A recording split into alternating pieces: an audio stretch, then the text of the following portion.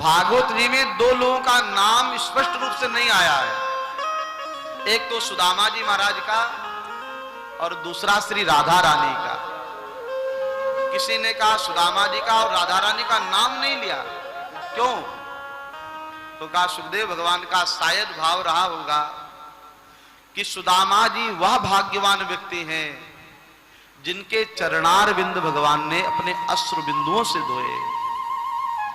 ऐसे व्यक्ति का अगर नाम ले तो कौन सा अलंकार, कौन से संबोधन लगा करके ले, इसलिए नाम लेने की हिम्मत नहीं जुटा पाए। कुछ लोग ऐसे आदरणीय होते हैं का उनका नाम लेने की हिम्मत नहीं पड़ती है, इसलिए सुदामा जी का नाम नहीं लिया। दूसरा, श्री राधा रानी का भी नाम नहीं लिया है। सुखदेव भगवान विचार करते हैं जो राधा रानी है ये इनकी इष्ट है। श्री राधा रानी की गोद में खेलने का अधिकार, सौभाग्य सुखदेव भगवान को प्राप्त हुआ है। श्री राधा की गोद में खेले हैं, इसलिए सुखदेव भगवान राधा रानी का नाम एक बार लेते हैं तो 6 महीने की लंबी समाधि लग जाती है। और कहा मैंने राधा नाम अगर लिया मेरी तो समाधि लग जाएगी, फिर राजा परीक्षित को कथा कौन सुनाएगा, इसलिए राधा रानी का स्पष्ट नाम नहीं लिया। इसलिए सुखदेव जी महाराज जहां भी बोले हैं, सुखदेव जी के साथ शब्द श्री लगा है, श्री सुखवाच। इसका अभिप्राय क्या है?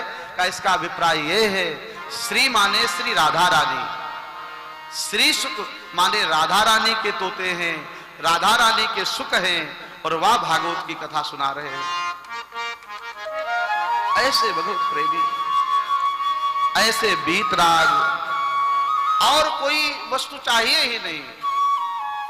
भगवान की कथा सुनना और भगवान की कथा सुनाना ही जीवन है। कोई आशा नहीं, मान सम्मान की आशा नहीं, वस्त्र की अभिलाषा नहीं, स्वाद की अभिलाषा नहीं, इंद्रिय विलास की अभिलाषा नहीं। का दिगंबर चलते हैं, एक लंगोटी मात्र धारण की हुई है,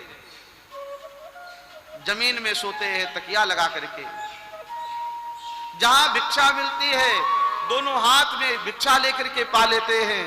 न तो कोई वस्त्र साथ में है, न कोई शिष्य साथ में है, न कोई आश्रम है, न तो कोई सामग्री है, न तो किसी से कोई आशा है। भैया देखो, आशा तो तब लगानी पड़ेगी जब आप जीवन में विलासिता में जाएंगे। जिसके जीवन में विलासिता नहीं है वह किसी से कोई आशा भी नहीं करेगा।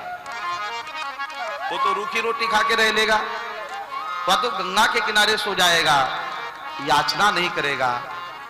तो सुखदेव भगवान ऐसे वीतराग महापुरुष हैं। सुदामा जी का नाम नहीं लिया है। ब्राह्मणो ब्रह्मवित्तमा, ब्राह्मण है और कहा वास्तव में ब्राह्मण है। कुछ लोग नाम के ब्राह्मण होते हैं, कहा नाम के ब्राह्मण होने से कल्याण नहीं होगा, कल्याण होगा ब्रह्म जानेति ब्राह्मणः, जो ब्रह्म को जानने का प्रयास करता है, जिसने ब्रह्म को जाना हुआ है, जो ब्रह्म को जानने के मार्ग पर अग्रसर है, वही सुदामा की तरह विद्वान और विप्र बनता है। सुदामा जी महाराज अभावग्रस्त हैं, धन का अभाव है, लेकिन इनकी संपत्ति क्या है? का राधा नाम की संपत्ति है। आइए हम सब लोग कुछ सूचना सुनेंगे और उसके बाद सुदामा जी के चरित्र में, सुदामा जी का धन क्या है? तो कहते हैं हमारो धन राधा से, हमारो धन राधा श्री राधा श्री राधा,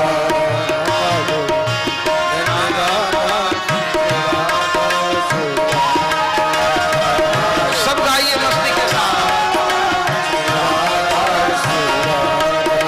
परम धन राधा राधा राधा राधा, परम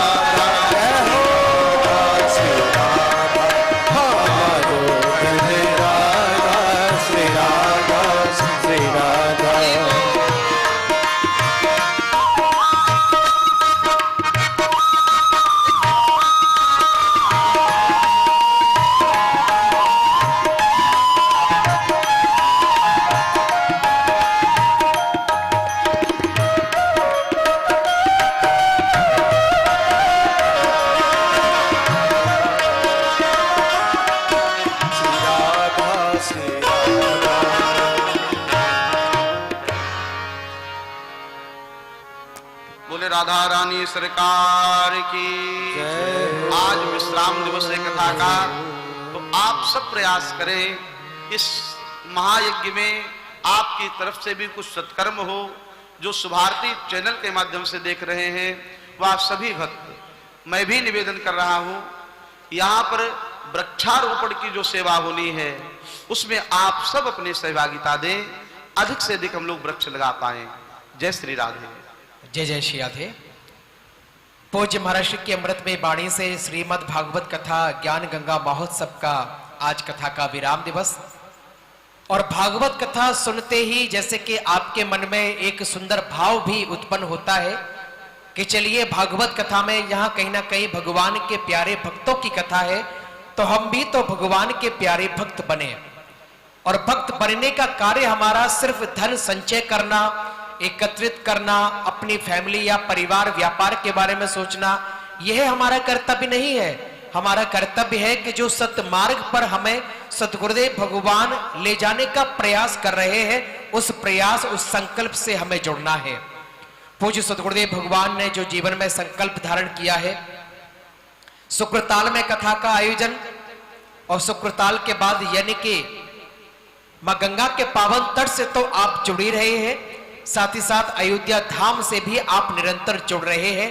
रामलला सरकार की कहीं ना कहीं कृपा की अनुभूति और आशीर्वाद आपको और आपके परिवार को मिले, ऐसा सेवा का प्रकल्प आप अपने जीवन काल में भी धारण कर सकते हैं। इसके लिए करना क्या होगा? पूज्य सतगुरुदेव भगवान के पावन सानिध्य में जो सेवा प्रकल्प चल रहे हैं, संत भगवंत की भोजन प्रसादी की सेवा, मां अन्नपूर्णा के आशीर्वाद से आपके जीवन में कभी भी भंडारे आपके खाली ना रहे, भंडार आपके भरे रहे। तो आइए माता धन लक्ष्मी की कृपा से जो भी आप सेवा करना चाहते हैं संतों की भोजन प्रसादी के लिए, आप सुंदर सेवा प्रकल्प से जुड़ सकते हैं। साथ ही साथ वृक्षारोपण का कार्यक्रम, यह आयोजन सुंदर सेवा का प्रकल्प चल रहा है। कोरोना काल में जो हमारे अपने प्रियजन चले गए हैं, उन दिवंगत आत्माओं को सच्ची श्रद्धांजलि समर्पित करें। इस मंच से, इस व्यासपीठ से, शुक्रताल की पावन भूमि से आपके अपने प्रियजनों के नाम से एक पौधा मां गंगा के पावन तट पर, शुक्रताल की पावन भूमि पर लगाया जाए। जीवन भर उसका रख रखाव, उसकी देखभाल आश्रम परिवार के द्वारा की जाएगी। लेकिन इसके लिए आप अपने प्रियजन का नाम हमें भेजें और 5100 रुपए की राशि का सहयोग आप हमें भेजें, ताकि आपके नाम और आपके सहयोग के माध्यम से हम एक पौधा मां गंगा के पावन तट पर लगा पाए। और जब वो विशाल वृक्ष बन जाए, उसकी शीतल छांव में बैठकर आपको भी आशीर्वाद मिलेगा, कि कहीं ना कहीं वो आपके अपने प्रियजन, अपने पूर्वजों के नाम से वह पौधा, वह वृक्षारोपण आप लगा रहे हैं, सुंदर सेवा का कार्य कर रहे हैं। तो कहीं ना कहीं बहुत बड़ी आशीष और दुआएं आपको मां गंगा के पावन तट से मिलने वाली हैं। लेकिन इसके लिए करना क्या होगा? आश्रम परिवार के सेवा प्रकल्पों से जुड़ना होगा। और जो वृक्षारोपण में अपनी सहयोग राशि लिखाना चाहते हैं, हमारे आश्रम के नंबर चल रहे हैं, उन पे आप संपर्क स्थापित कर सकते हैं। गौ माता की सेवा निरंतर पूज्य महाराष्ट्र के पावन सानिध्य में चल रही है, तो आप भी निरंतर गौ माता की यानी कि आप भूसा खिलाने के लिए, हरा चारे की व्यवस्था के लिए, खल या गुड़ की व्यवस्था के लिए। और गौ माता की सेवा तो ऐसी है कि जीवन पर्यंत चलती है। आप ये विचार ना करें कि हमने एक दिन सेवा कर दी, हमारा कर्तव्य खत्म हो गया। जिस प्रकार प्रत्येक दिन आपको अपनी जीवन की गाड़ी चलाने के लिए खाने की आवश्यकता होती है, भोजन की आवश्यकता होती है, सुबह शाम आपको अल्पाहार की व्यवस्था की आवश्यकता होती है, उसी प्रकार गौ माता को भी आवश्यकता होती है। लेकिन गौ माता के लिए भी यदि भक्त परिवार जुड़ रहे हैं, तो मैं सभी से निवेदन करूंगा कि आप सिर्फ एक दिन नहीं, निरंतर जीवन पर्यंत जुड़ने का संकल्प लें। एक दिन की गौ माता की 2100 रुपए की सेवा है। जो गौ माता है गौशाला में जिनका पालन अभी किया जा रहा है, देखभाल जिनकी की जा रही है, तो एक दिन 2100 रुपए की राशि लिखाकर गौ माता की हरे चारे की व्यवस्था, खल या गुड़ की प्रसादी की व्यवस्था आपके परिवार के द्वारा की जा सकती है। बंदरों की भोजन सेवा के लिए आप चने या केले खिलाने के लिए भी 1100 रुपए की राशि लिखाकर सुंदर सेवा प्रकल्प से आप जुड़ सकते हैं। तो जो भी भक्त परिवार हैं, आप अपने प्रियजन, अपने पूर्वजों के नाम से भगवत कथा के मूल पाठ के पोथी यजमान जो भी बनना चाहते हैं, श्रीमद् भागवत कथा के यजमान भी आप बन सकते हैं। एक दिन के विशेष उत्सव के यजमान भी आप बन सकते हैं। विद्वान पंडितों की भोजन प्रसादी भंडारा महाप्रसाद के यजमान भी आप बन सकते हैं और अपने प्रियजन पूर्वजों को वहां से श्रद्धांजलि समर्पित की जाए, फाल्गु नदी के पावन तट से उनका तर्पण किया जाए और श्रीमद् भागवत कथा का मूल पाठ भी विद्वान पंडितों के द्वारा आयोजित किया जाए तो एक पोथी यजमान में 15,000 रुपए की राशि लिखाकर सुंदर सेवा प्रकल्प से आप जुड़ सकते हैं। जुड़ने के लिए हमारे आश्रम के नंबर जो चल रहे हैं उन पे आप संपर्क स्थापित कर सकते हैं। देखिए, वैसे तो जो धन आप एकत्रित करते हैं उसकी बहुत सारी गतियां होती है। पूज्य महर्षि ने भी आपको आज बताया कि आप किस प्रकार जब धन का संचय करते हैं, किस किस प्रकार आप सहयोग में, दान में अपने धन का सदुपयोग कर सकते हैं। लेकिन मैं बताना चाहूंगा कि खाया पिया अंग लगेगा। जो भी धन आप एकत्रित करते हैं वो आपकी 3 गतियों में काम आता है और वो पहला है खाया पिया अंग लगेगा, जो इस कोरोना काल में हमको बताया है। आपने यदि अच्छा खाया है तो आपकी इम्यूनिटी पावर मजबूत हुई है, जो आपके अंग को लगा है आप मजबूत इंसान बन चुके हैं। यानी कि खाया पिया अंग लगेगा, दान किया संग चलेगा और बाकी बचा सब जंग लगेगा।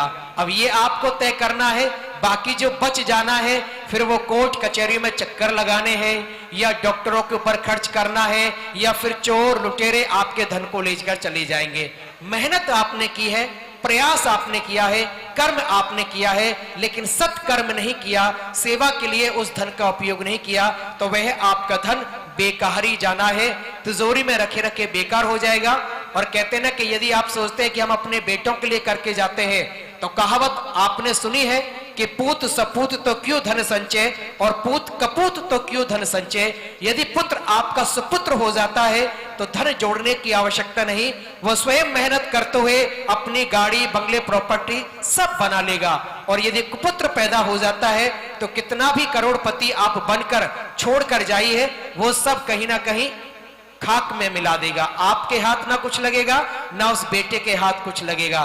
तो जिंदगी में जो आपने कमाया है, मेहनत की है, कर्म किया है, तो क्यों ना सेवा के प्रति भी आप अपने धन का सच्चा सदुपयोग करते चलें। आदरणीय भंवर लाल जी, श्रीमती तारा देवी जाजू जो छापर राजस्थान से हैं, आपने वृक्षारोपण में एक वृक्ष लगाने का संकल्प आपने लिया है। परमात्मा आपको बहुत यशस्वी कीर्तिमान बनाए, भंडारे आपके भरे रहे। परमात्मा का यानी कि सुखदेव जी की पावन भूमि शुक्रताल से मां गंगा का आशीर्वाद आपको मिले। व्यासपीठ से पूज्य सद्गुरुदेव भगवान श्री राघव शरण जी महाराज श्री का व्यासपीठ से आशीर्वाद आपको और आपके परिवार को मिले। दीर्घायु रहे, स्वस्थ रहे, मंगल में रहे, यही कामना करवाइए। मैं अपनी वाणी को विराम देता हूं।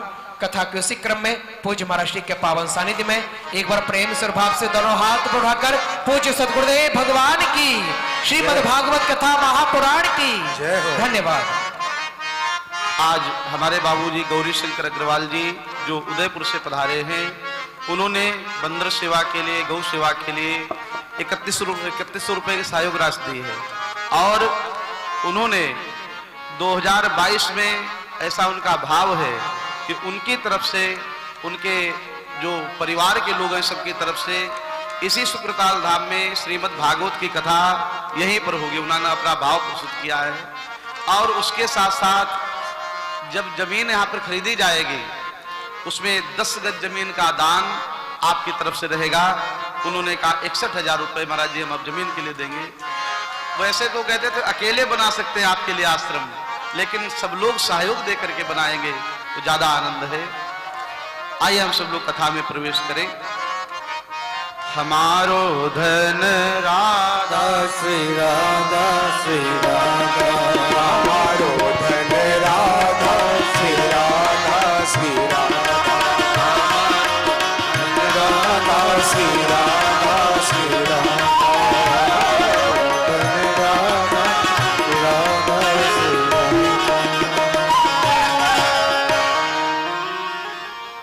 कृष्णस्यासीत् सखा कश्चित् ब्राह्मणो ब्रह्मवित्तमा विरक्त इंद्रियार्थेषु प्रशांतात्मा जितेन्द्रिया।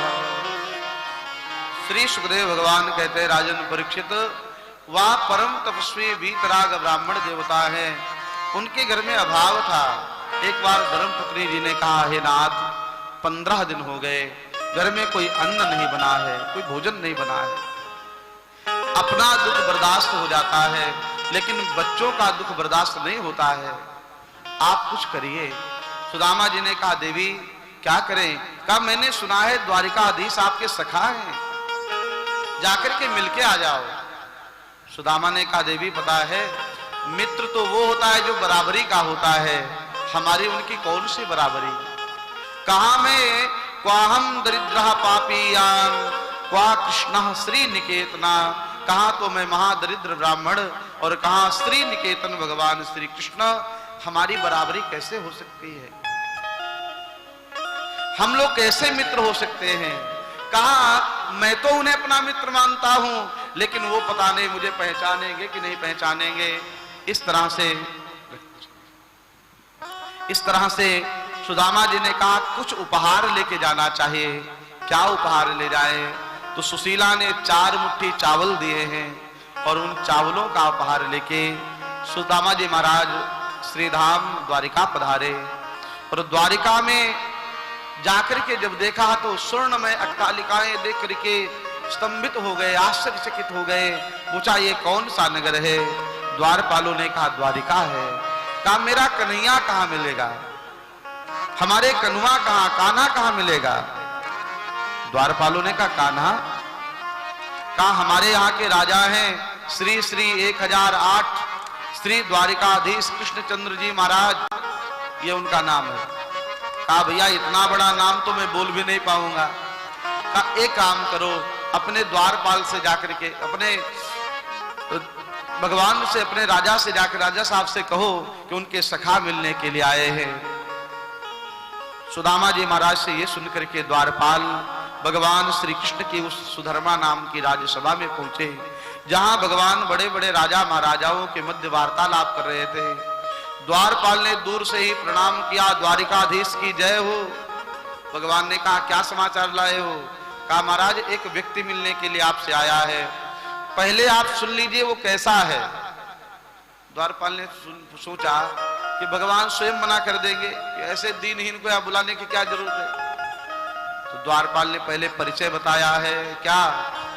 शीस पगान झगा तन पे प्रभु जाने को आई, बसों के ही ग्राम।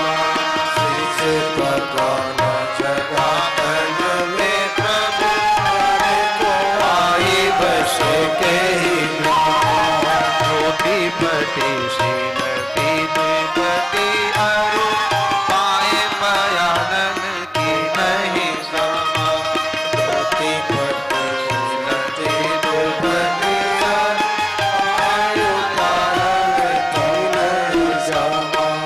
द्वार खड़ो द्विज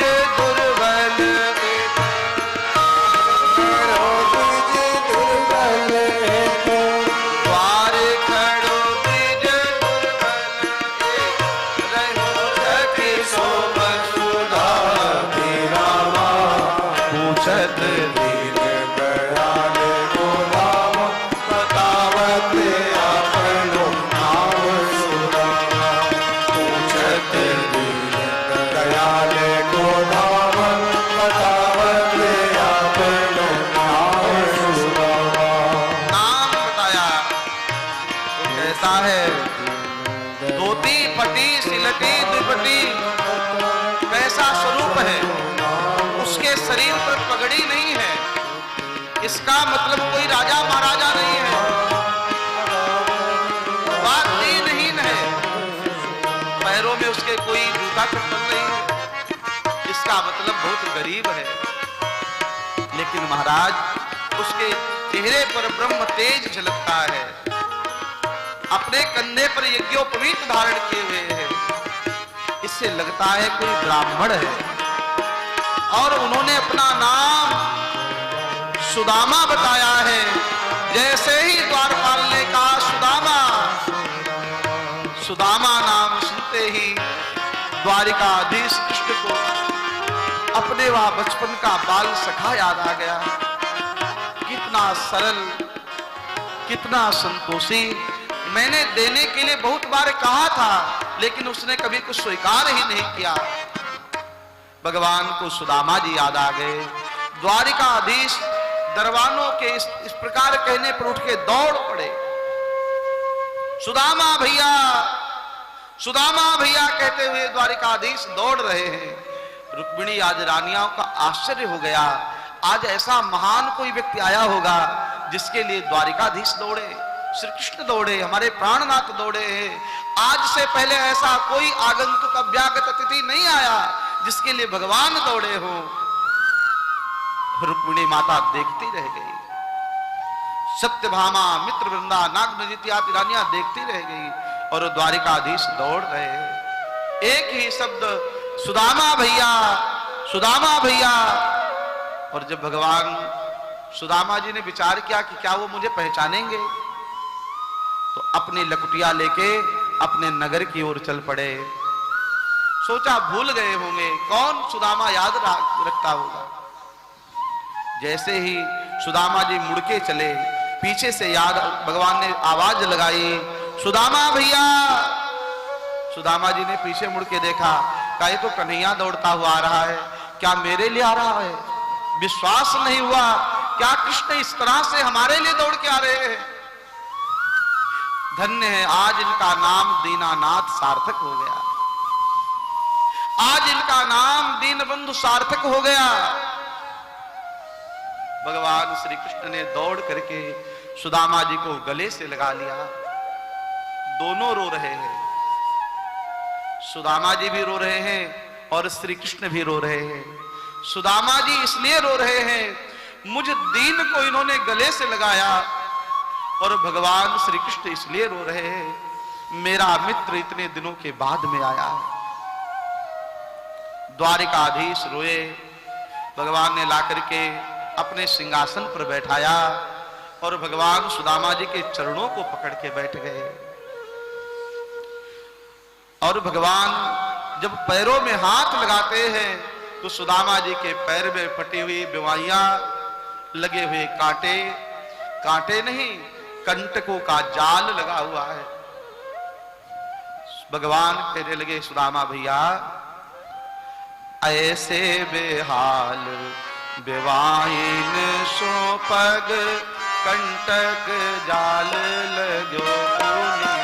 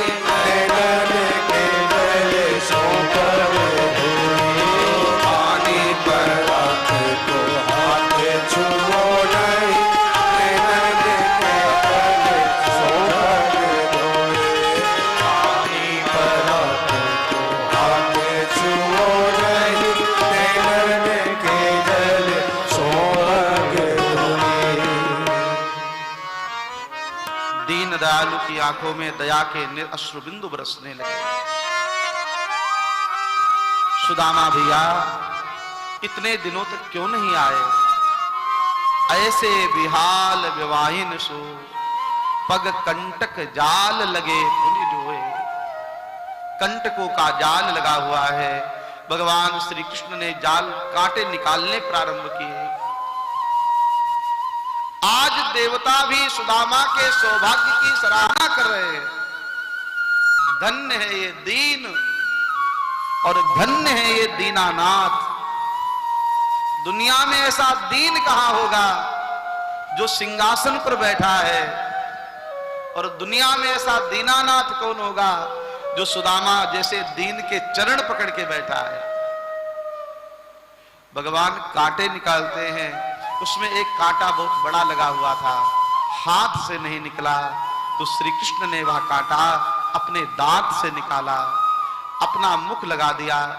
ये देख के सुदामा भी रो पड़े, कृष्ण ये क्या कर रहे हो।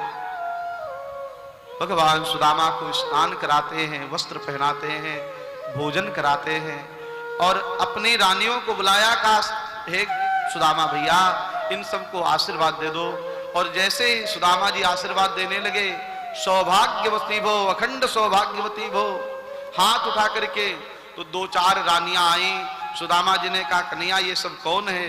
भगवान ने कहा हमारी पत्नी है। सुदामा ने कहा भैया ये बताओ कितनी है। भगवान ने कहा अभी तो 2-4-5 ही हुई है, आप आशीर्वाद देते जाइए। अच्छा आप 2-4-10 बार हाथ उठाइए, सौभाग्यवती भो, सौभाग्यवती भो, सौभाग्यवती भो। तो सुदामा जी का हाथ भी दर्द करने लगा। कहा कन्हैया अभी कितनी है। भगवान कृष्ण कहने लगे अभी तो आधी भी नहीं हुई है।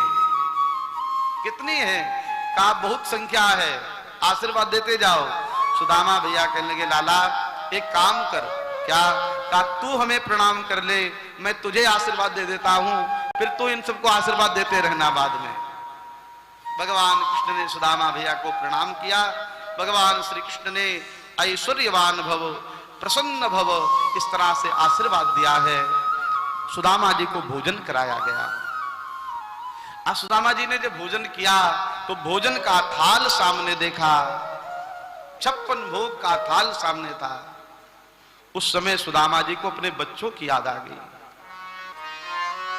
देखो पिता चाहे जितना कठोर हृदय हो, लेकिन उसके बच्चे अगर घर में भूखे हों तो वह पिता बाजार में जाकर के मिष्ठान्न पकवान नहीं खा सकता। एक पिता, देखो पिता और माता में अंतर क्या होता है। का माता को ये चिंता होती है आज हमारे घर में क्या बनेगा, और पिता को ये चिंता होती है कल हमारे घर में सामग्री कहां से आएगी। मां को आज की चिंता होती है, पिता को कल की चिंता होती है।